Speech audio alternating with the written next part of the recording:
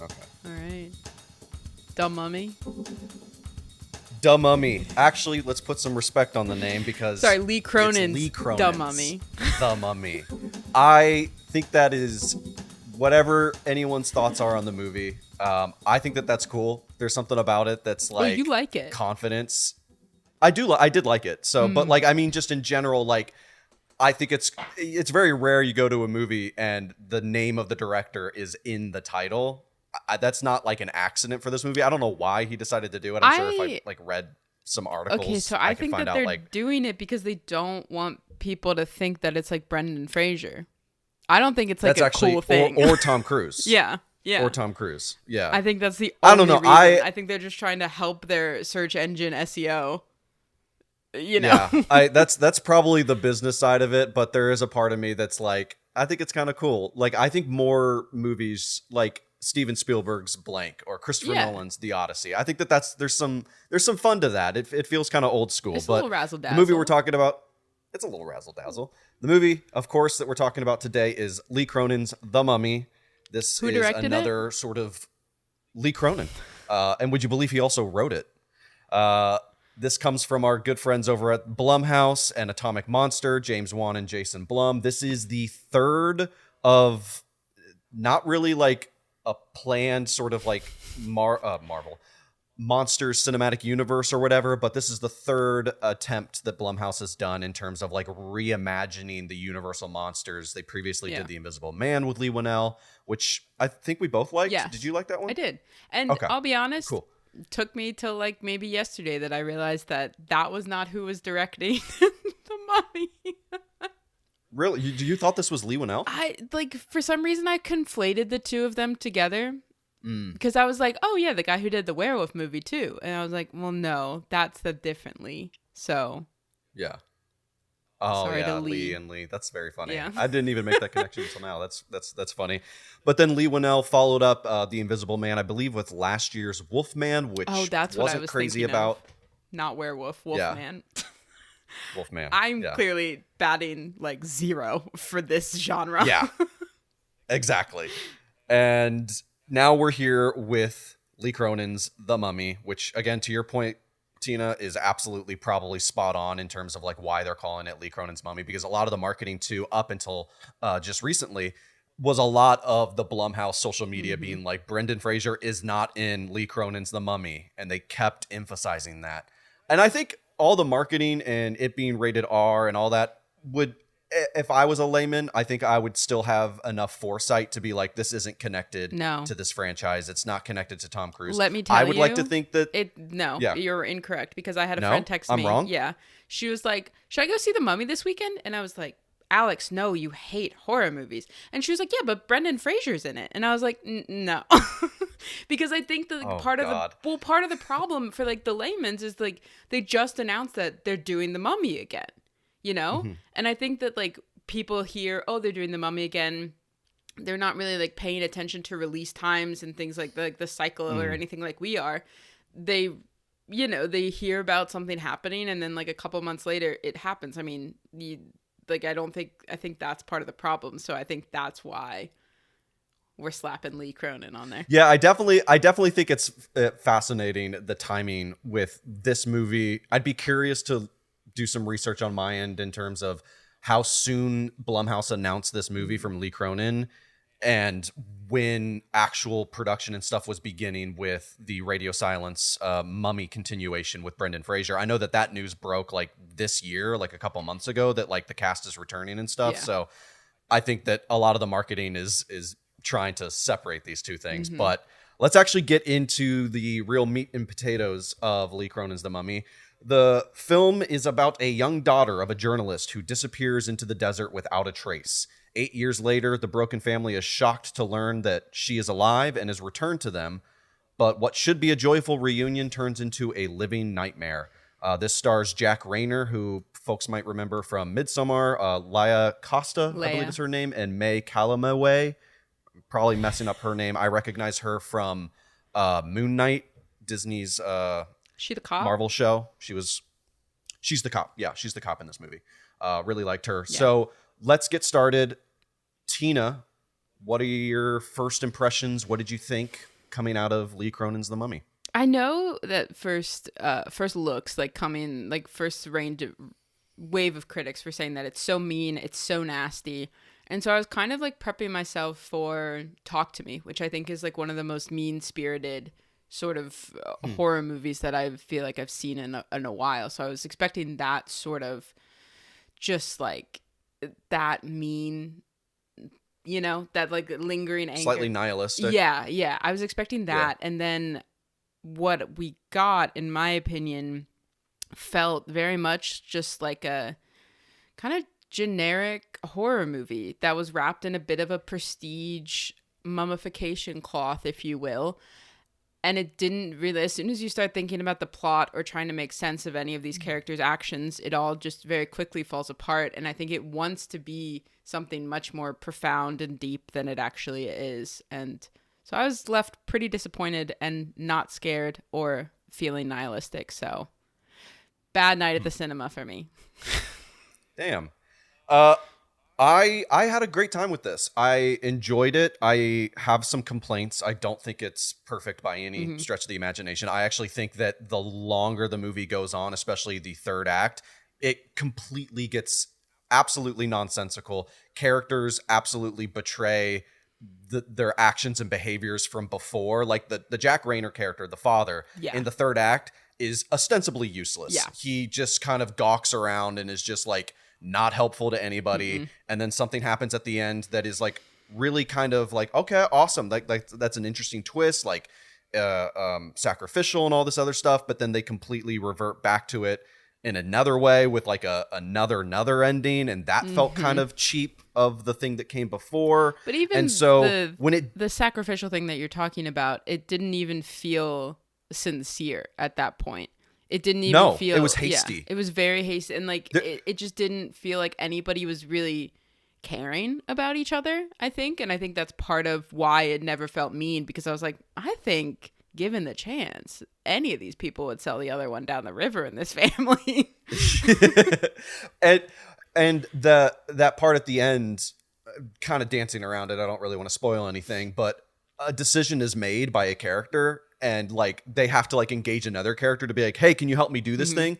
And there was like no prior like lead up to be like, this is our game plan. This is what we're going to do. I have the knowledge of how to do this. It was like, I'm going to show you a videotape. And then like when shit hits the fan, be ready. Hey, let's do that thing. And they're like, okay. And it's like, I don't remember this being part of like the setup plan to this, but it does become a huge sort of like monster mash, like gooey, gloppy schlock horror picture near the end where everything is just a little bit. Anytime they did like real close-ups of the little girl, I was like, yeah. Some of those coyotes too. What was going on? The coyotes I did not care for at all. I was like, God, can we just get like a couple real animals out there? Yeah. Like what's going on? There was that I didn't see the trailer. I only saw like I think the teaser. I remember you were telling me that you have been plagued by the trailer so many times in theaters, and a particular line. Can I try to take a guess? Yeah, you can. At what the line was? Was it the scene in Katie's bedroom with her grandma, and she's like, "Don't worry, grandma. Being dead is like whatever. It's fun too," or something like that. Yeah. It's fun to be dead. Yes. Yeah. That line was infuriating. And it doesn't pack a punch. And I think it also like really lessens in terms of like the trailer, giving away her voice like that, because her voice is not scary at all. I think it just kind of made it. And like hearing that ahead of time, I was like, I'm not really afraid of this girl. And that was like also part of the problem is you don't know what happened to her. But then she's very easily contained by like a door and a master lock. So then you're like, well, how scary is this entity if I can just buy a master lock from Walmart for $5? Well, she does end up digging through the floor. Yeah, because her parents are nasty and didn't clean up the grossest spill I've ever seen in my life. That's true. They completely ignore that. And then also there's a point in the third act where like the outside of her room starts to look like it's like evolving. Like there's like black sort of like mildew and stuff. Like like the room is possessed in a way. And nobody acknowledged it. No. Nobody was like, what the hell's going on over here? No, and then the other siblings start to also something bad starts happening with them, and neither of the parents That's are not like, clear. you know what? Maybe all of our kids are not well, and I think we should try and solve this. Let's continue to ignore our nice little lesbian cop friend in Egypt. Yeah. The means by which look, the way that it's easy to describe this movie is that it's like The Mummy meets The Exorcist meets also kind of Evil Dead in some respects. Yes. There is enough window dressing and Egyptian lore and like mummification stuff to wrap it in the idea of this is a mummy adaptation versus pun. Like, oh, this is just The Exorcist.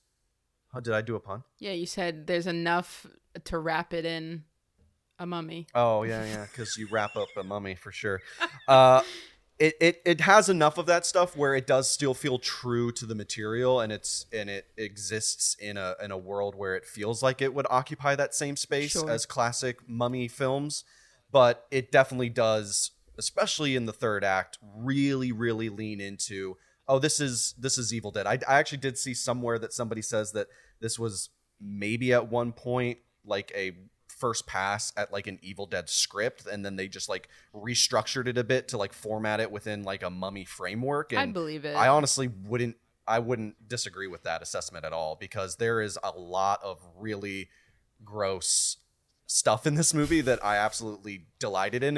And once the movie gets a little nonsensical and it's clear that the roller coaster is off the rails, I just kind of put my arms back and said, you know what? Like, who cares? Like, I'm having a blast. Like, does it make sense? No. Are they forgetting things that they established early on? And are characters starting to behave in ways that are just categorically antithetical to who they were like 30 minutes ago? Yes. But is the shit that they're showing me pretty funny and cool and gross? Yeah. And I'm having a good time with my popcorn. So that toenail clipping scene. Those were the weirdest looking nail clippers I've ever seen. Yeah, they were. See, it just took me out of it because I was like, those aren't nail clippers. I know that they're not nail clippers. Come on, you guys. were immediately like, this is a movie. I have to disassociate with this because this is fake. It just didn't feel real. And then I come home and I watch the season finale of The Pit, and they're just like ripping a stomach open. I haven't seen it yet. I didn't say anything. It's okay. I think my issue, just to like put a bow on it, is that it all felt very familiar to me. That like all of the beats you could guess. If you had like asked me to plot out the story arc before I walked into the theater, I think I could have got 80%, 90% of the way there. I wanted something more interesting of what happened to Katie. And it made me think of the documentary The Imposter. Have you ever seen The Imposter? Okay, so I think I have, but go ahead and refresh me. So I won't spoil that one, but I do think that like they have some similarities of a family in Texas. Their kid goes missing. They don't know where he went. Years later, they get a phone call. They found him in France. They show up. The kid doesn't have the same eye color. Hair color's weird. Nothing's right. And the family's like, that's him. Let's take him home to Texas. Thanks so much. Bye. And then, like, the documentary continues to follow them once they return to Texas. But, like, I would have wanted a more interesting sort of rationale behind what happened to Katie rather than just, like, pleasing an entity of some kind, you know? Or, like, keeping an entity at bay. I think that that's sort of where a missed opportunity for me was. Yeah, I mean, it definitely slips into a very familiar territory with that sort of mechanic as the narrative sort of crux of why they're doing what they're doing. It's definitely something that we've seen before in these types of sort of possession or horror, body horror movies. But I don't know. I wasn't offended by it and bored like I was with Wolfman. I just had a real struggle with that one, and there was enough here for me to just be consistently engaged. It was nasty. I thought the cinematography was pretty good. There's a lot of diopter shots. Bro, no. I tried keeping track. Oh, the diopter shot, you've essentially, by doing it that many times, you've essentially taken all the power out of the diopter shot. Out of it, like, yep. I agree. It does border on excess, for sure. It was so many. You can't just, I don't need to see a split diopter of dentures. Like, that's not important. Yeah. It does lessen the impact of those types of shots when used in other films effectively. Right. I think this one, it was just like you found that trick and you just started to like absolutely maximize it. He does it a couple times. I rewatched Evil Dead Rise prior to this, the other Lee Cronin joint. Yeah. And he uses it like one or two times there to decent effect, but I think in here it just is like it's an overkill. It's way too overplayed. So overall, I enjoyed myself. I think it's a fun, good early summer like ride in the cinemas in terms of like really exciting and like horror and fun and gross. And I will say though that I think that the movie, I knew this going in, and I love short movies. So the fact that this movie was like 2 hours and like 17 minutes, I'm a big believer that most horror movies need to be under an hour, like straight under up. An hour. Like, oh, sorry, under 2 hours. Pardon me. It's like I can't. I said that with I said that with my chest too. I was like under an hour, and then my brain didn't even realize what the hell it was I was saying. But under 2 hours. I Let's agree. Just keep it together. Most y'all. should be 90 to 105.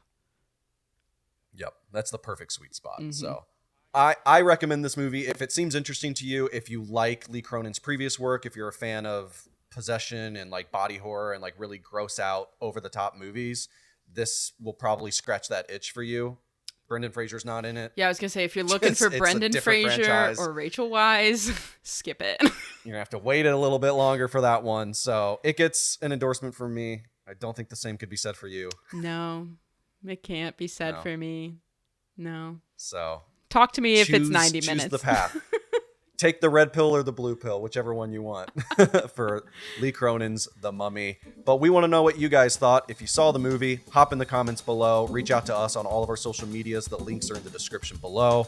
Please leave a like, share, and subscribe. And for more reviews and podcasts about all things movies, stick right here with I Think You'll Hate This.